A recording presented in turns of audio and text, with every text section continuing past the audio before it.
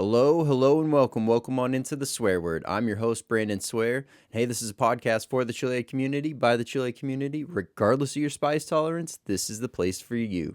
Man, we have an amazing episode here tonight. We have one sauce on deck for Hot or Not, and we're going to be diving in, talking to an amazing grower, and learning about some very fun techniques, continuing to look into the budget-friendly route to be able to maximize your yields. So let's go ahead and start episode 87.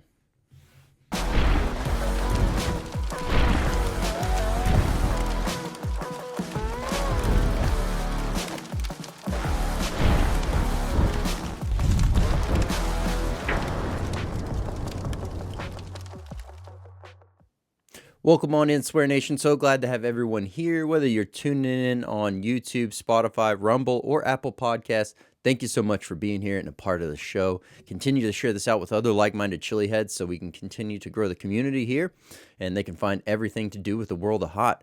So up tonight, we have an amazing sauce from Madman Sauces that we'll be diving into, as well as we have a legendary grower himself, Gary Montcalm, and we're going to be learning about RCW, how it can benefit you, how it can maximize your not only your grows and your health of your plants and their soil, but also make it to where you're not having to spend hours on end just constantly doing all these other man-made methods. You're actually utilizing stuff from the earth. So looking forward to diving into that discussion and getting that one kicked off here. But hey, let's go ahead and kick it on over to Hot or Not.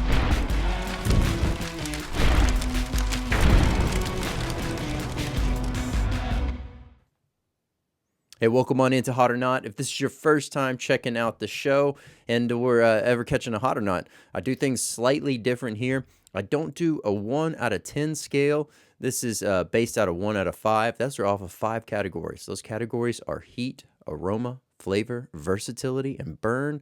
Man, I add those up and average them out, and that gives us our total swear word rating. So, also, do not like to read ingredients ahead of schedule. I like to let my taste buds do the exploration. But up tonight, we have sauce here from Madman Sauces. This is their fire sauce. So looking forward to checking this one out. As you can see there, nice squeeze bottle. Got the adjustable cap to, lock off the flow and keep everything inside. Overall, great visual appeal. Madman Sauces branding just very prevalent right on front, and very clean and understandable as far as what's going on and what you're about to get into. But let's do this. Let's go ahead and I'm going to go ahead and open up the seal first before we give it a good shake. So go ahead and peel off the safety seal, if you will, and go ahead and screw the lid back on. Make sure the cap is done. Give it a good shake. Now with a squeeze bottle like this, it should go pretty smoothly out the top. But as always, got my tablespoon, and we're going to be diving on in. Great color on this, very dark red color going on here. Flow-wise, it looks like it has a nice flow going on. It does look like there's some slight pepper bits in there or something of that nature. So let's give it a good few squeezes. I don't want to have the bottle kind of go crazy. Also, this gives you a good idea how much comes out per time that you give it a good squeeze. So as we go, we get that one loaded up. Nice and hearty spoonful. I can already smell the aroma on this one. Absolutely phenomenal. Let's get in closer. Wow. Right off the bat, very zesty. You're getting some notes that remind me of like a taco shop or with the name like Fire. It also reminds me of what I would expect to find on like tacos if you're getting fast food tacos. No names mentioned, but it kind of gives that same kind of overall aroma. It's very inviting. It's very familiar. It's got a nice zesty pop. It does smell a little bit like kind of cumin, kind of like what I would expect to be at a taco shop, right? So looking forward to jumping into this, but here we go. Cheers.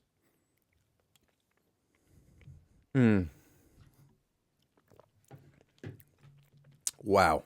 As I'm taking that in, very creamy, very savory, and then the zesty nature from The ingredients that are going on in there kind of come through. A little kiss of vinegar at the very beginning half. I'm salivating like crazy. That is absolutely amazing.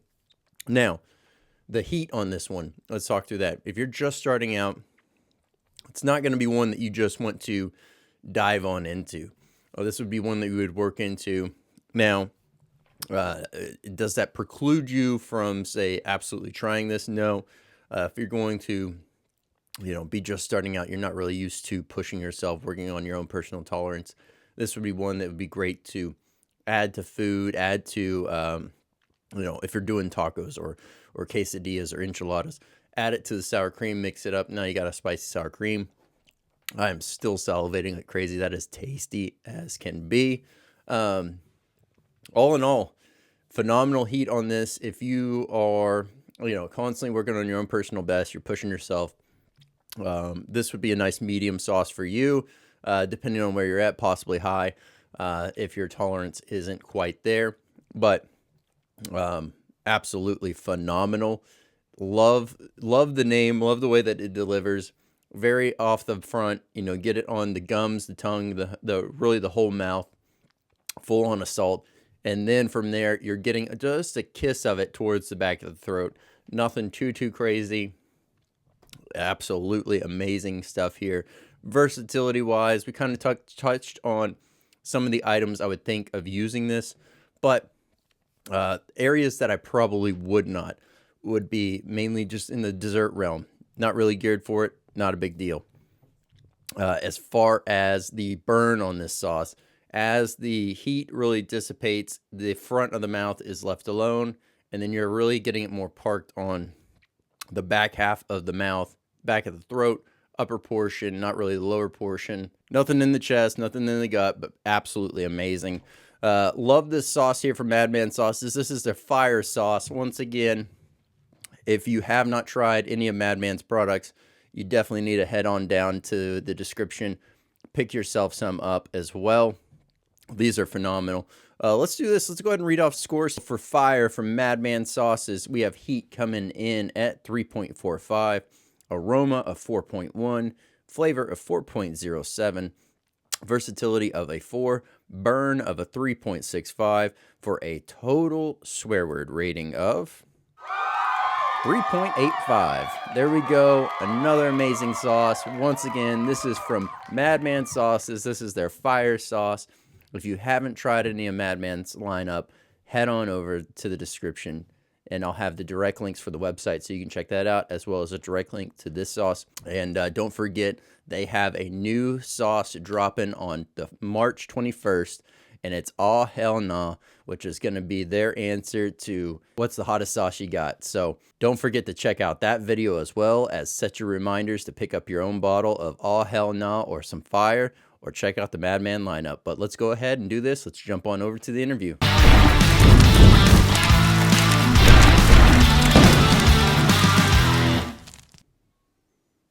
Hey, Gary, how's it going? Hey, good to see you, Brandon. Good to see you. Always glad to have you on here. Wealth of knowledge, a master of your craft.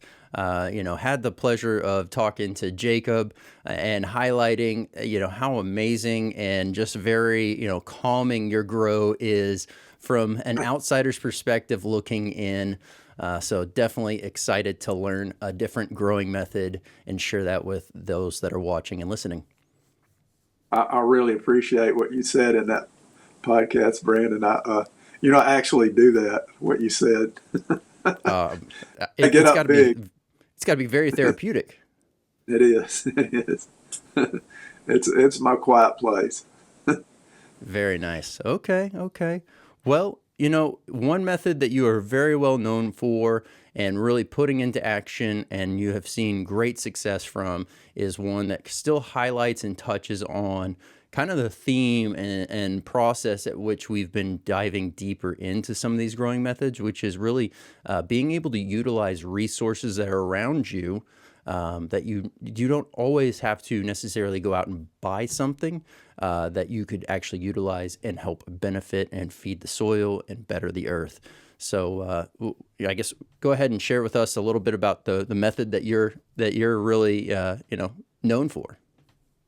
So I don't want to back up too much, but it is kind of interesting the way I stumbled across this. And I don't know if we talked about it last time I was on your podcast, but in 2009, I was growing tomatoes, and it was in a different neighborhood from where I am now. It was real sandy soil, and I had trouble with root knot nematodes. If you have real sandy soil, these are like little tiny eels, microscopic eels that live in the soil, and they actually burrow in to the roots of your tomato plants and pepper plants and lay eggs, and it makes a big hard knot in there where the roots can't assimilate soil anymore, and so the plants die of thirst, even though you're watering them every day. And the way the big commercial farmers handle that is by actually fumigating the soil with some kind of gas that's not available to normal gardeners. And so I was just looking around, what do you do with root knot nematodes? And I found a paper that was written by a guy named Professor Lemieux at the Laval University in Quebec, who was actually rebuilding soils in sub-Saharan Africa using wood chips from hardwoods, and specifically wood chips from the branches of hardwoods, where you have a higher a ratio of bark to heartwood, because the good stuff that the nematodes can't tolerate is contained in the bark. And what he was doing, he was rebuilding soil with Okay. and so I wasn't even looking for this. I was still using, fertilizer from the store and stuff. But I discovered pretty quick that this was actually the way that nature builds soil, especially here in the Gulf South, where we have these great big wide river valleys like the Mississippi, and here in Louisiana we have the Red River Valley. There's actually a geologic map on behind me of where you can see the Red River Valley sediment and the Ouachita River. And these valleys, before European contact, were massive hardwood forests. And when I was a little kid, my grandmother lived over in the Ouachita River Valley, and she had one of these virgin hardwood forests right behind her house. And I used to go walking in there when I was a little kid. It was a trip, because in the middle of the day, it'd be almost dark in the middle of a summer day, because like 100-foot oak trees just going straight up with no branches until, like 50 or 70 feet. And it was like a temple or a sanctuary or something. There was no undergrowth whatsoever, just the leaves from those oak trees. And so when they perfected the cotton gin in the early 1800s, that's when people decided that they wanted these valleys for growing cotton. And they did horrible things. They used slave labor to grow cotton, but at the time, cotton was it was like what oil and gas is today. It was the gold Mm-hmm. that made rich people richer, and that was the reason they came here to North Louisiana to farm these valleys. The first thing they did was cut down these massive oak forests, and to get to the soil. And the soil is some of the richest on the planet. In fact, in the years before the Civil War, the Gulf Coast, Georgia, Alabama, Mississippi, Louisiana, Texas, produced something like half the world's cotton, using no Wow. fertilizer whatsoever, just the soil from these massive river valleys here. And of course, after that, we exhausted the soil here and had to start using, manure, and then later on chemical fertilizers. But so anyway, that was a long way to get around to saying what we're doing here with Ramial Chip Wood is mimicking what happened over thousands of years in these massive river valleys. The valleys would flood every year and bring in new sediment, and the whole time these big trees are dropping branches on the ground. And just, after hundreds and hundreds of years, you get 20 or 30 feet of this fantastically fertile soil. Mm. Well, we can do that here on our own, and we can make it happen a little bit faster by actually chipping the wood so that it doesn't have to, decay, and we don't have to have floods that come in and everything like that. And the way it works is there's a mold. Once the wood chips get buried, there's a white mold that starts growing on the wood, and it starts this whole cycle of soil generation, beginning with all the things that live in the soil, primarily earthworms. And, and the earthworms feed on the mold, and they do what earthworms do. They poop in the soil, and plus they're traveling around in the soil, taking up these nutrients and pooping, and so they're aerating the soil at the same time. And the structure gets built that we don't want to disturb, and that's the other reason we don't ever till in these gardens. And like you were saying in the one I just listened to before, Mm-hmm. that Korean method, I can't remember the name of it, Jadam. but yeah, Jadam. The soil actually gets increasingly fertile instead of, when you're using chemical fertilizers and minerals, you have to you keep having to add that stuff every year, but you're also damaging the soil at the same time. It gets sour. Yep. But with RCW, the soil gets increasingly fertile and increasingly aerated. In fact, where I live at home now, I live on the wrong side of the river valley. There's a good side and a bad side to a river valley where the main channel runs out in the middle of the valley. That's the really good, porous, sandy soil. Because when the river, this is a geology lesson, sorry, I can't avoid this. Well, No worries.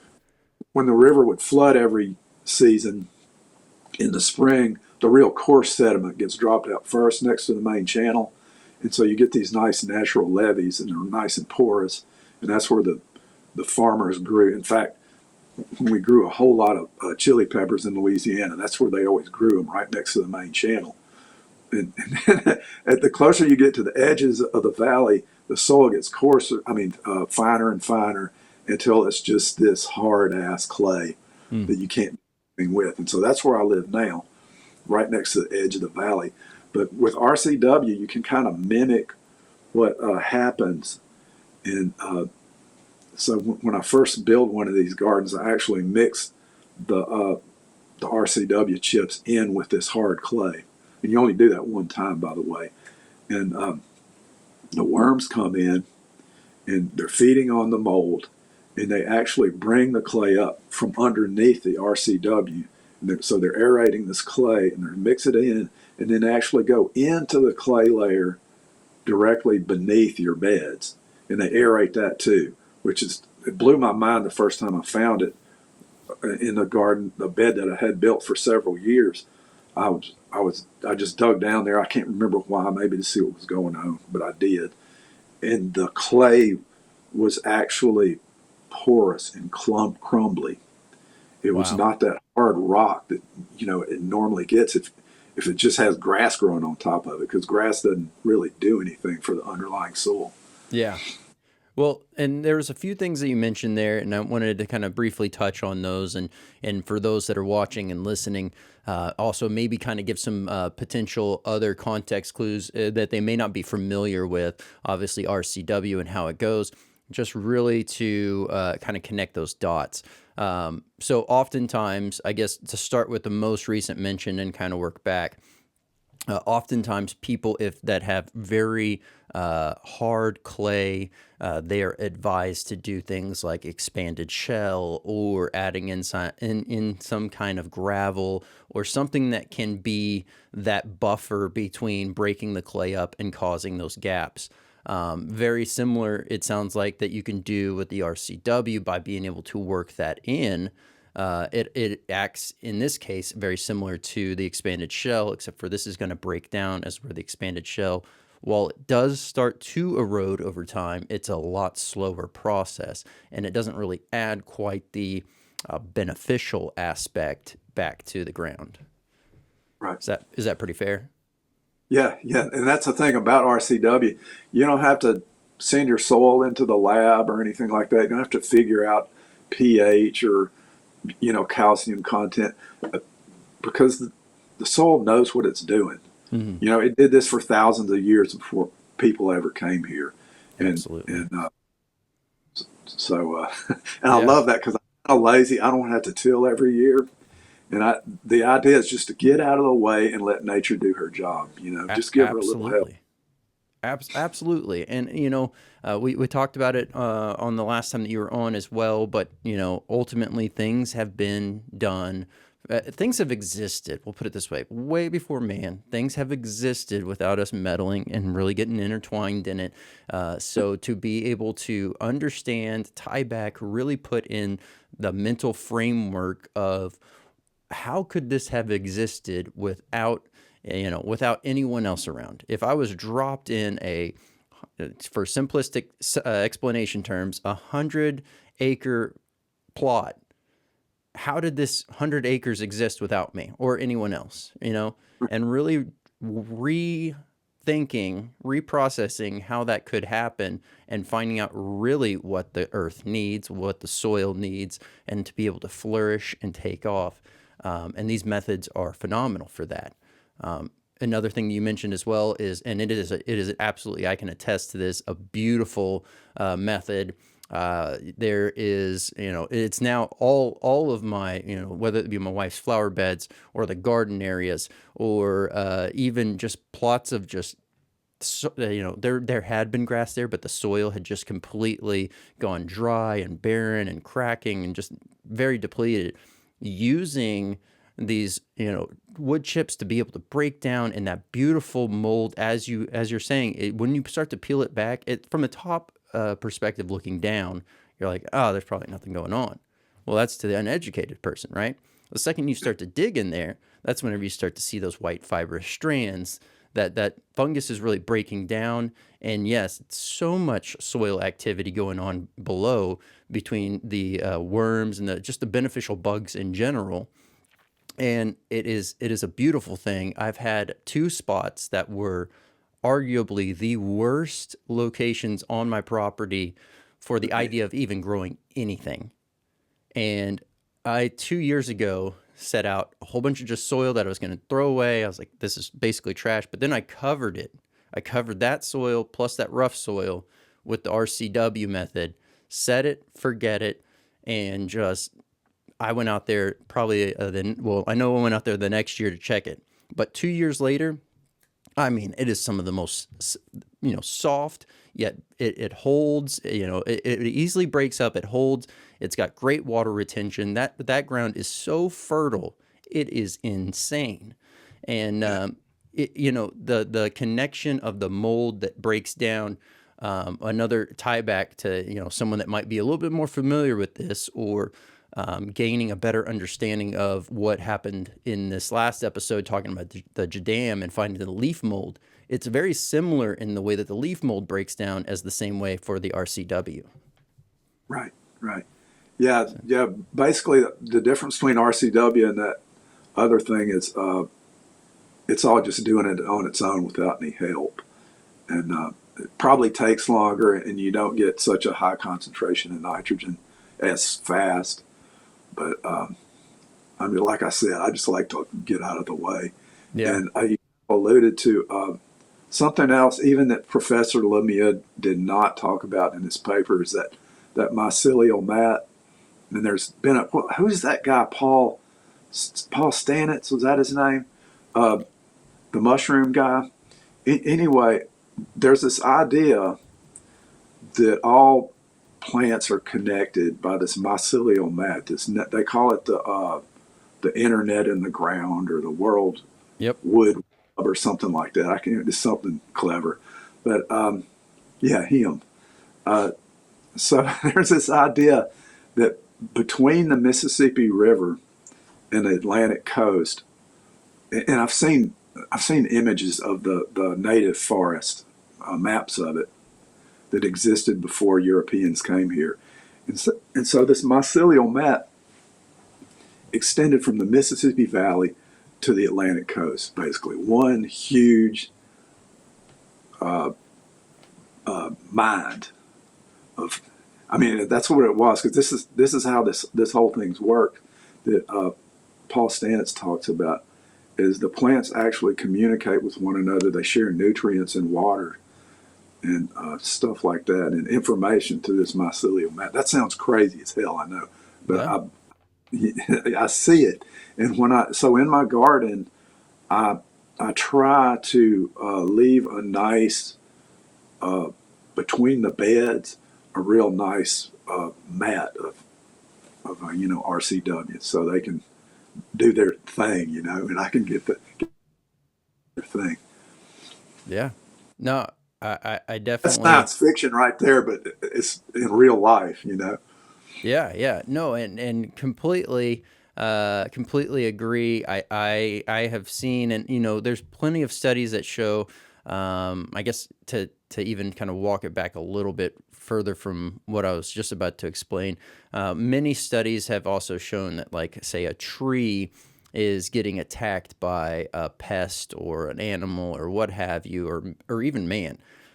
it, you know, these trees inherently, as a human every day in 2025 passing by, you don't think about these other plants and them being living and their involvement and how they, how their experience is here on Earth and what they're having to go through and how they can communicate and the uptake and all these other things.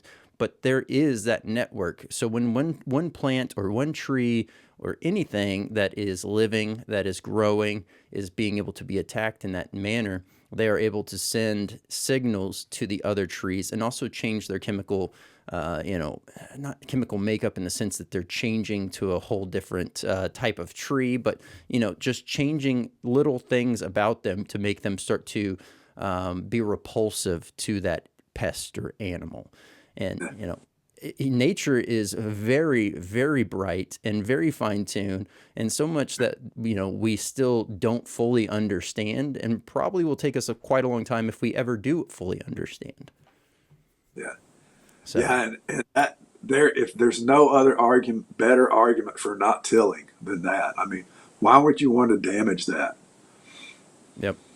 No, I agree, and now I haven't I tilled that very first season moving in here. We also had a giant willow tree that also spanned a little bit more than half the house, and it had survived a long time. But we also get a lot of high winds. There's been a few times where you would hear the one of the main branches kind of slapping on the roof, and so I was like, yeah, this thing's got to go. It's causing cracking. It's causing foundation issues, all these things. And so it went. And whenever it went, obviously chasing those roots caused to where, having to essentially need to till and then really just building up and working from there. But that was also the same year that I made the commitment that I was going to switch from synthetics and go full organic and work in these different methods and figure out what I can do to improve that, because that soil was absolutely atrocious. So, So, did I hear you tell Jacob that you hauled 27 yards of RCW by yourself? oh man, yes, it was a What? brutal beatdown. I'm in awe of you, dude. There's no way. I was fortunate enough, so like it got dropped off. Oh gosh. So long story short, to back up even more, make friends for all those that are watching. If you're wanting to be able to get your hands on some beautiful RCW, or just really you're looking for mulch or anything of that nature, just to kind of top things off, call around, find out which companies around you that are doing tree trimmings that service areas that are large fields, not commercial residents where they're going to be spraying fertilizers. You want to get just very clean, unadulterated tree trimmings. And a lot of these companies, they have to pay to go drop off somewhere. So they will drop off for you for free. And that's what happened. They had saved up. I told them well in advance. They already had a plan that they were going to come through, do all this stuff. And the guy gets there and he was like apologizing because there was 5 or 6 large hunks of this cedar tree in the back of the trunk of the dump truck thing. And he was like, I don't know where they're at in there, but they're going to be in there. So they're going to hit. And as you're, going through, you'll find these. And sure enough, I found them, chopped them up, burned them, took that biochar and incorporated that into the garden. But yeah, it was a beatdown. I did that from, gosh, either 9 or 10, I can't remember, in the morning until about, I believe my wife and the kids came out around 4-ish, and then slowly started to get a little bit of help then, and then they kind of helped me push until about 9 or 10 at night. Thankfully, you had floodlights around the house to keep moving in the dark to an extent, and then it just became, let's just call it and restart in the morning. And so, sure enough, restarted first thing in the morning, sore body and all, and just finished it out. That's incredible, man. So That just blows. it's kind of upsetting that I know that time is coming, because I can already see, it's already naturally doing its thing. It's going to need another round here soon, but hopefully I can only get like 12 or 13 yards and not have to worry about the full big load. So, And how many plants is that for? well, right now it's more or less keeping the ground taken care of, minus the flower beds, the Texas sage flower bed bush things that are in front of the trees and all that stuff. But it used to have roughly anywhere from 250 to 290 different pepper varieties that were Right. kind of in that same area, as well as my wife's flowers and all the other stuff. So Yeah, that's perfect. Yeah, I think I put 16 yards in my big Primo garden last year, and it was not nearly enough because yeah, I had gone. Uh, I had not put RCW in that garden since COVID, since 2020, and so it was really depleted. it is wild how long it lasts, first and foremost. But at the same time, you also see it start to decline, or be utilized, if you will. It starts to shrink down that first year, 2 years, and then it kind of starts to be a slower progression after that, I've noticed.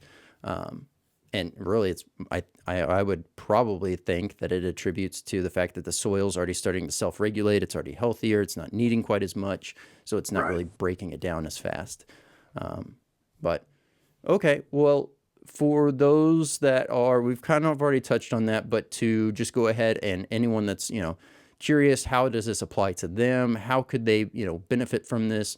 What would make them benefit from this? Ultimately, to kind of summarize what we've discussed, and, feel free to chip in as well if there is, something that I've left off. But, if you're looking for a method that you're not having to worry about tilling, you're able to feed the soil naturally, boost it up, and really help with many facets of things. We'll touch on the benefits here in a second. And then really anyone can benefit from this. It's not necessarily exclusive to just hard, compact soils. This will help everyone. Is there anything else from like who and how could they benefit from this?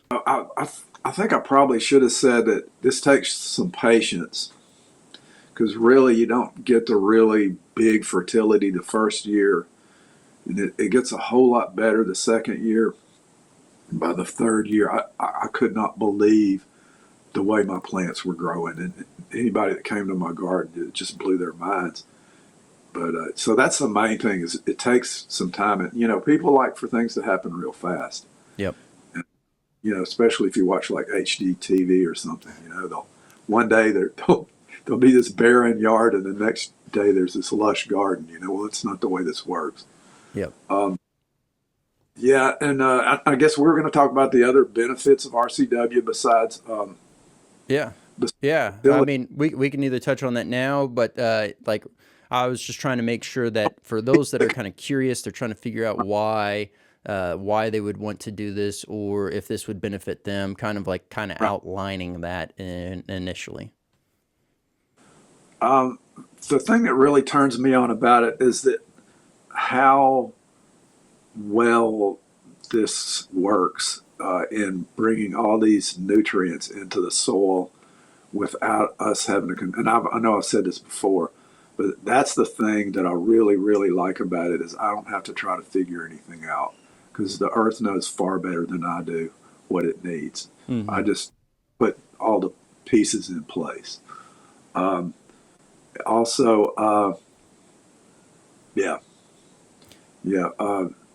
If if you want to grow really big plants, if you want to have insanely productive plants, if you want to have very healthy plants, because there's a lot, if you're just using fertilizer, there's a lot of things that happen to your plants that are inexplicable. You don't know why things are going wrong, and this just it just takes care of so much of that stuff. Yeah. Uh, yeah, Yeah, yeah, definitely. And so with with these, I guess to kind of back up a little bit as well, because we didn't really touch on this, but as far as with this method, is there a specific type of wood that they should be seeking out, or does this work with all type of trees? no, just hardwoods is Okay. what you want. And here in the South, we have these massive oak forests. Especially the farther south you go, closer to the coast, you get more and more oak trees, and oaks, hickories, uh, pecan. Okay. There we Those are, go. so you can tell, and every once in a while you'll get some pine. If you're especially if you're buying it from the landscape place like I do, you'll get a Mm. big home pine in there, and you can tell in your garden. It ain't Oh, good. I mean, it's just stuff doesn't want to grow there. yeah, yeah. The method as well, you had mentioned as far as the duration process, really having to take time to really see the benefits and the results kind of come forward.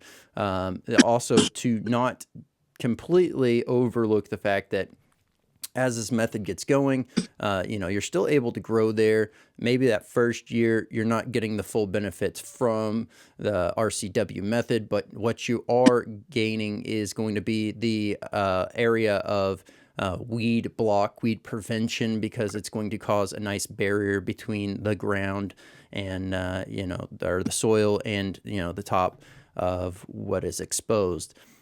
So that's definitely important to keep in mind, as well as in that first year and really going forward, you're having more, if you're in a very hot, dry place, you're having more water retention, you're able to water less and still see great results. One thing that your pictures and everything that you post show a very great representation of is being able to you're creating these mounds that you're planting in the mounds itself. So as far as that method goes, is there a good rule of thumb on how tall or how deep this RCW needs to be laid in order for it to really be beneficial? Yeah, thanks for asking that question, Brandon. Uh, Most people I think that are watching this podcast are probably growing super hots, and they seem to tolerate a lot more uh, dampness than the other peppers that I grow, which are I grow a lot of hatch types, and also we have a Louisiana cayenne that I grow, and they do not like to get their feet wet at all. They like it to rain and get a good soak, and then for the soil to dry back out. And where you have a whole lot of clay, they just don't do well. Especially people here in Louisiana that try to grow capsicum annuum. It's a challenge, except for the jalapeno plants you get at Lowe's or Home Depot. Those I think those are bred for moist soil, and they can seem to tolerate it a whole lot better. But if you're trying to grow hatch chilies or those kind of peppers, that they have to drain really well, and that's why in my big garden I still maintain those really tall beds. They're like 18 to 24 inches tall, so I'm guaranteed of good drainage. And also I feel like these are raised beds of a little different kind. They're not built in a frame. They're just hills, basically big ridges. And the reason I think the annuums do well in them is because you have air coming in not just from the top but from the sides. So that's what these type of peppers want, is really highly aerated soil. So if you're growing super hots, even in clay soil, you don't need very tall. At least that's been my experience. The beds don't need to be real high, 3 or 4 inches, something like that. Um, Okay. and the other thing with the RCW and these these high beds, Professor Lumia had a theory that you didn't really even have to incorporate the RCW into the top few inches of the soil if you didn't want to, or if you weren't able to. He felt like it would just take longer, but the worms would eventually, bring all that clay or that whatever that soil matter was up into the upper strata. But and that may work where you have a lot of sand, or whether the soil's better drained. But in my garden here, right, in fact, where I'm sitting right now is where I have my big Primo garden. And that soil is some hard red clay with iron ore gravel in it. It's some really, really hard stuff. And so I tried both those methods. Like, I've got like 3 or 4 of these 50-foot long beds that are basically just clay ridges with RCW mulch layer on top. And I've not had real good results with that. Okay. It really wants to be mixed in. Now, like we were saying earlier, it really needs to just be the top few inches. And for some reason, that works a whole lot better. Even after there's been a whole lot of decay, where you would think, okay, all that stuff's just rotted out, and you're back to just the hard clay. That's not what happens. So somehow that stuff stays in there a whole lot better once you mix it just that first year. I hope that made sense. Yeah. No, definitely does. And it's that idea that keeping those aerated channels already in there from both the worms plus the wood chips getting in there, causing the gappage to really help fuel and fill that area with the right amount of water and everything that's going on nutrient-wise, and being able to hold that in. I guess something also that isn't necessarily directly linked to this, but commonly talked about as a growing method, and something that individuals will try out and do at least at some point in their grow, which is soaking and inoculating, whether that be a top dressing of any sort. So do you see any benefit in the idea of whether it just be focused on where the plant goes, but soaking and inoculating those chips before they go down? I would say that's probably a good idea, especially in the first year and maybe the second year, because I'm going to be honest. When I'm starting with just barren soil from the get go, I have to add some fertilizer. That first year, they're not going to do anything. They would just won't do anything because and we probably should have talked about this already.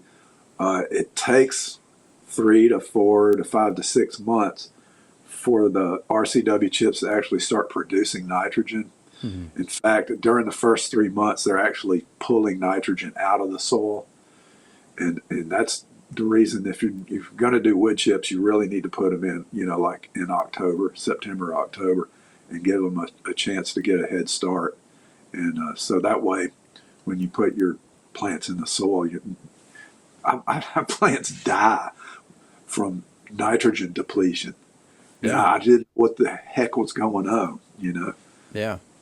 Well, and to that same point, it's that same method. If you have a tree in an area and you go to say that tree rots or whatnot, and you go chop it down, you go grind out that stump, you think you can just drop another tree right in there. It's going to do the same thing. It's going to suck all the nitrogen away from that new tree, cause that tree to die, and you didn't give enough leeway to really have that, beneficial aspect take hold. Yes, it takes time. The RCW takes time. It just really does. And so, it was tricky for me. However, if I'm doing amendments where I have a brand new RCW bed and I've waited too late, like I normally do, to add the RCW, and I know there's going to be that nitrogen reuptake thing, it's really tricky to get that balance because, what if you put too much and then you've got the fertilizer releasing nitrogen, and then all of a sudden the RCW turns around after 3 months and starts dumping nitrogen. Well, you burn things up. I've done that too. So, I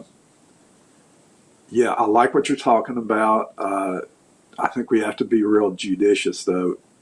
We all make mistakes, don't we? Yeah, yeah. Hey, God, that's the best place.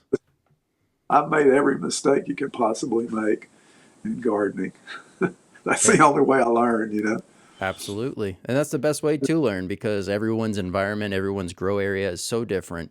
Yeah, Really being able to get out there, test some of these methods, put it into action is going to be the best education for this. I mean, it's great to be able to read about it and to learn about it and hear about it like this. But not until you really put it into action do you get to see and experience the full benefits of yeah. what you have going on. So And the what's that? don't give up. If Oh you yeah, burn up plants, try again because absolutely. they want to grow, especially here in the South. They just want to grow. Absolutely. Now, you had mentioned kind of like utilizing some nutrients to help offset that early on.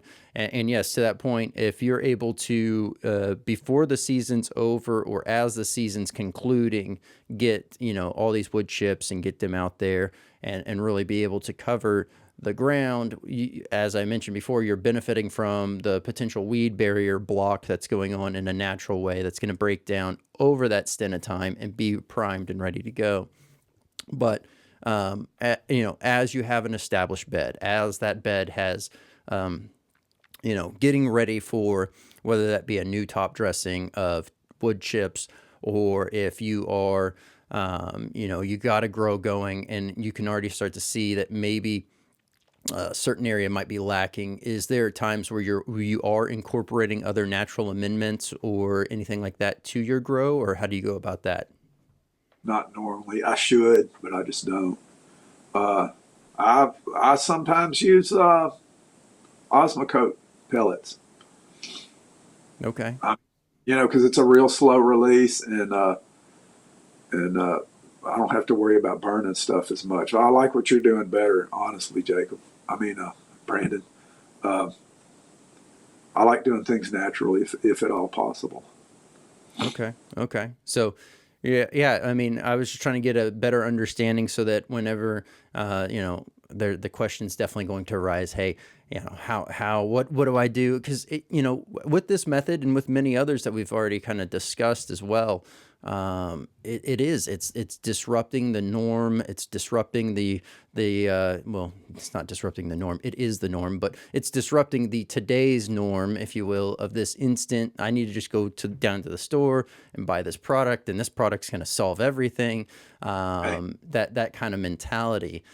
So ultimately, it's encouraging and letting others know that you don't always have to just completely rush out and try to grab something else. There are those methods that do take time that once you do build up and you foster in, it becomes a lot more effortless than it should be or could be, if you will. Right. So, Yeah. All the work is on the front end, especially if you're doing in ground. You got a lot of work on the front end, but then later on, when it's so incredibly hot and dry, all I got to do is go out there and turn on the soaker hose once a week. yep.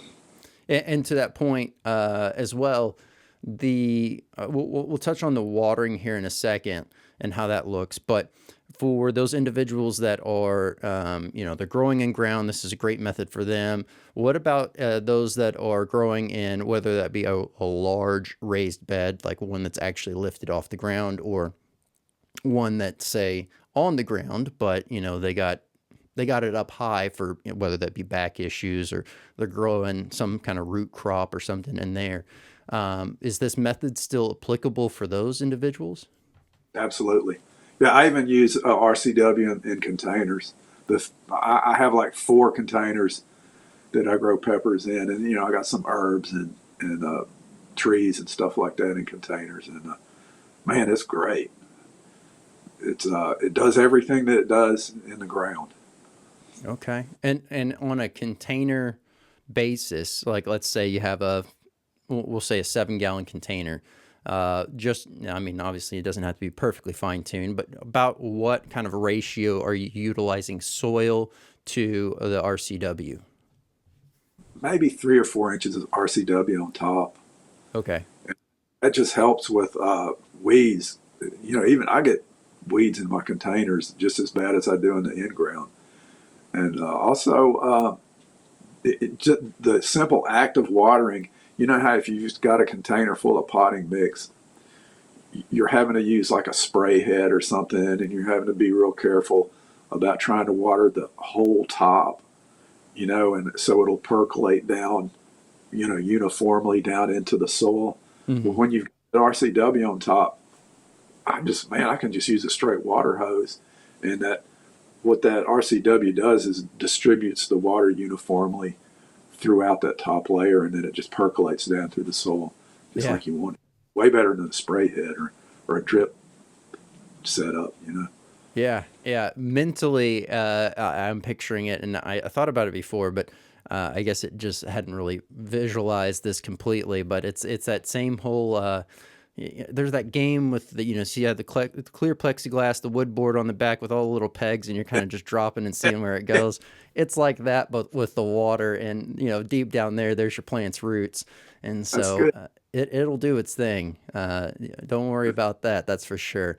Yeah. And with this method, are you seeing that you're able to water less frequently? Is it staying about the same? What does that kind of look like? So for in ground, I only water like once a week, even in the hottest part of the summer. Now with container plants, that's tricky because they're sitting there in black plastic on the patio, and you've got that Louisiana sun or that Texas sun beating down, just baking that black plastic out. I hate to do that to a plant, you Yep. know. So I grew primos in 7-gallon containers one year, just because I don't know, maybe I didn't have time to fill with RCW or something like that, and I had wood chips in 3 or 4 inch thick layer of wood chips in top of every container, and I was still having to water it. When the plants got big, 6 or 7 feet, I was having to water every single day for 2 hours. So it didn't really help those plants, and I never did in ground. I never did container plants again after that because I didn't Oh, have a lot. I was a slave oh, to plants. yeah. No, and a lot of people get caught in that trap, and Yeah, it's you hear mixed signals on people's approach and stance on container grows because yes, I know for me here in Texas, container grows definitely the fabric pots.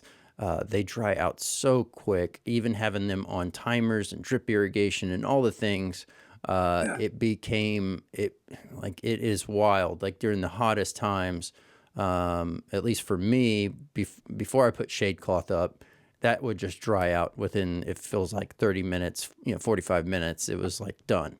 Um, and at the same time, I understand that with those fabric pots, the roots do have a chance to kind of snake through the bottom. And that is exactly what a lot of those plants that were thriving, that's what they were trying to do. And what they did is they went through the weaving and into the actual ground. right. And they found some refuge in that. But yeah, it's a fickle thing, and really just trying not to get caught up in that trap is the main focus. Yeah. That's the thing about containers, that they're real easy on the front end. They kill you on the back end, especially in September and August like that. Yeah. I guess something we didn't talk about too that reminds me of the container aspect talk. When you're starting plants, you're starting them oftentimes people start indoors and then they go to either up pot once more before they put them in ground. Are you starting all your seeds directly in ground with this method? How are you going about that? I start in 72 cell trays, and I tell you, I used to do like 3 or 4 seeds in each cell, like they tell you to do on the packet. But Troy said, "Man, screw that. 1 seed per cell. We're going to demonstrate our the viability of these seeds." And they actually, yeah, I get very few dead cells when I sow the primos. And then what Troy does, I think he does like, they got some like 200 cell trays, in a 10 by 20 tray. And so he'll just start like thousands and thousands of seeds. And he just brings the trays to his growers. And man, that's I don't have that kind of confidence. So I start in 72 cell trays, and then I normally end up going to those 3-inch pots, the hard pots, Yep. and that's what I put in the ground. But I'll put when I go from the 72 cell trays to the hard pots, then I go to a shade tent outside, and it's Okay. 50% aluminate shade, Okay. and I'll leave them in there for a couple of weeks, and usually they're hardened up by then. Okay. And are you, I mean, other than the natural tree growth that's around, is there any kind of additional shading that you provide over the season? So the primos get no shade whatsoever, and they would probably like some, but where I grow, my garden is surrounded on 3 sides by really tall pine trees, and so there's the western end of the garden is gets full sun, and the eastern end of the garden gets probably too much shade, and so the most productive plants are right in between. So if I was growing out in the middle of a big pasture or something, that they would probably really appreciate some shade. Okay. Okay. Good to know. But now Troy's growers down there, he hasn't had any growers in a while, but there's a guy at Jefferson Island, I can't remember his name, who was growing in full sun in containers, which was just mind boggling to me because that's just a recipe. Do you want to cook your plants? And, what Yeah. better way to cook your, but man, it was just incredible grow. But their problem was that they couldn't find pickers.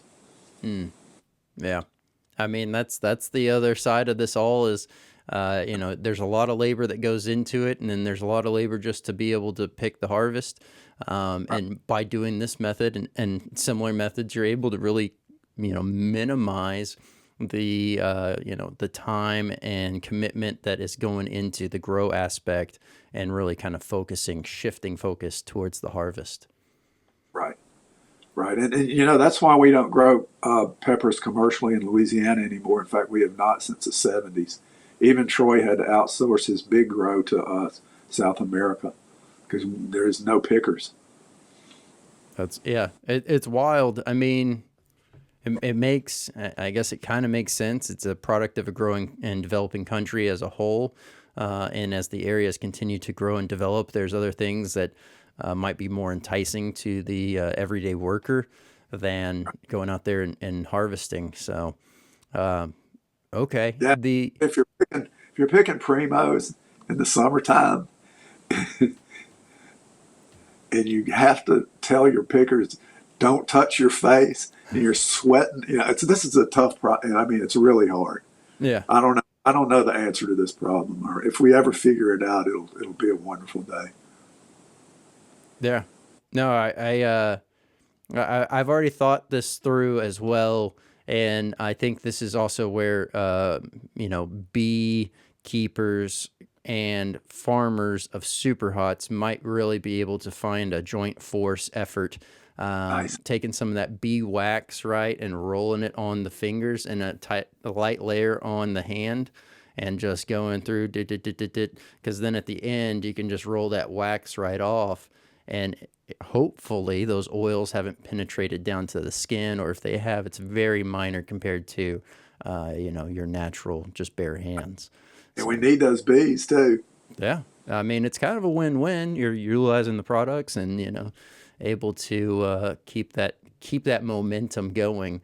But okay, and I guess quick note as well to add before I ask the next question, which is, y'all are doing something right. I mean, you're able to really squeeze the most, it feels like, out of the primo pepper with the way that you grow, the conditions that you grow in, and really having a very fine-tuned specimen over the years and the different generations of the primo. And as it gets more and more refined, it is very true and telling of this method that you're using and the benefits that it can bring. So Thank you. now, one thing that's always brought up, and a common question that people think of, we've talked about the beneficial bugs. We've talked about how they kind of come through and they help and they do all this stuff.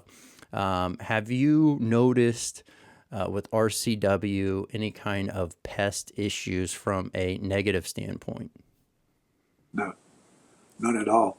In fact, there's one thing I discovered that you don't hear talked about much is, hornworms are a problem for everyone.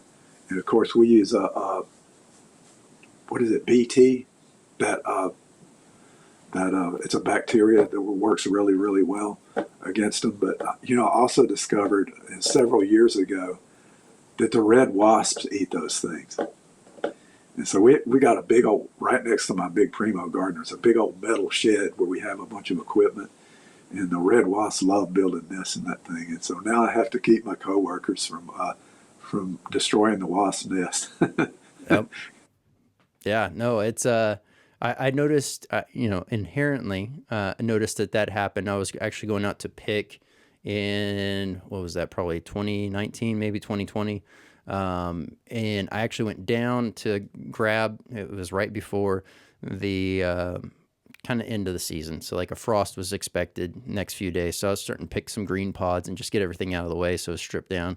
And I went to go grab on, I believe it was a Bohemian goat, and I went to go pluck the unripe pepper.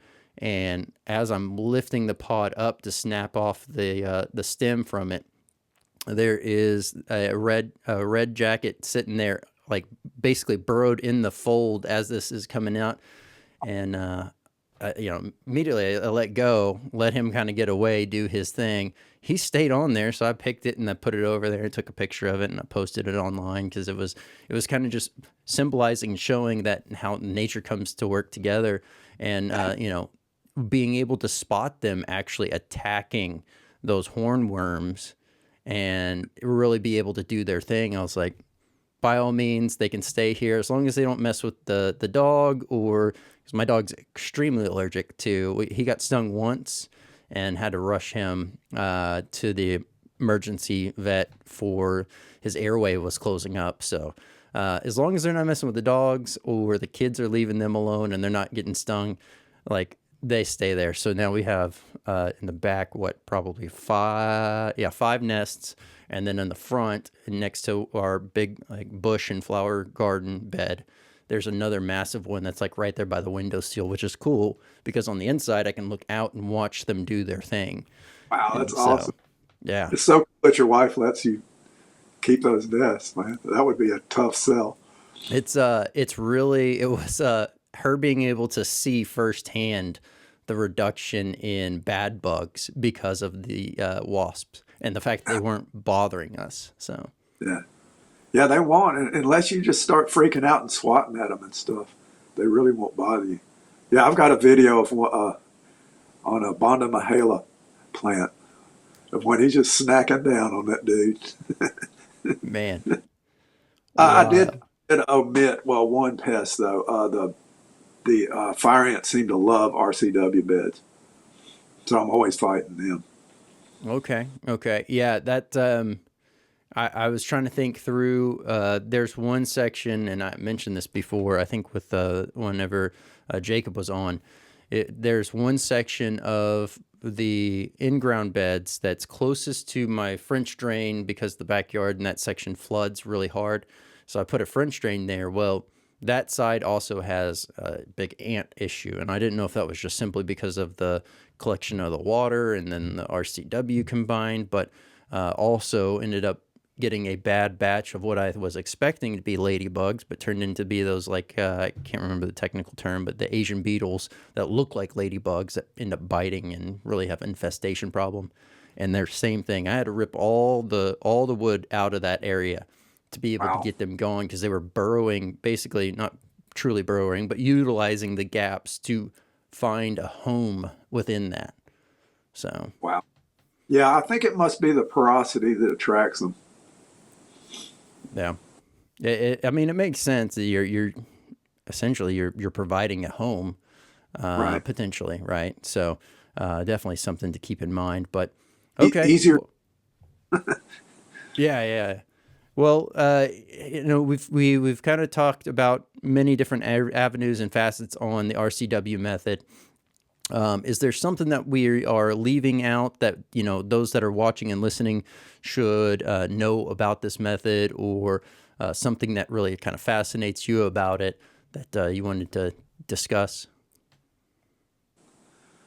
I don't know. That could be a whole nother show, I think, because there's a Yeah. lot of effects of growing with wood chips. Yeah, yeah. I mean, definitely.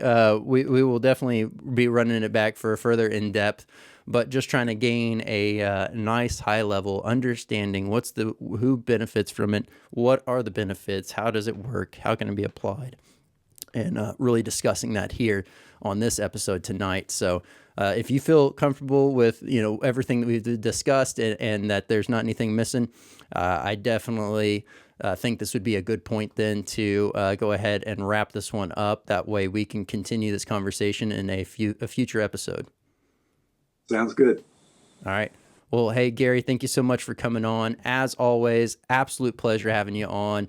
I just love everything that you're doing. Keep doing all these amazing things and different experiments, and we all look forward to learning from your knowledge. So, thank you.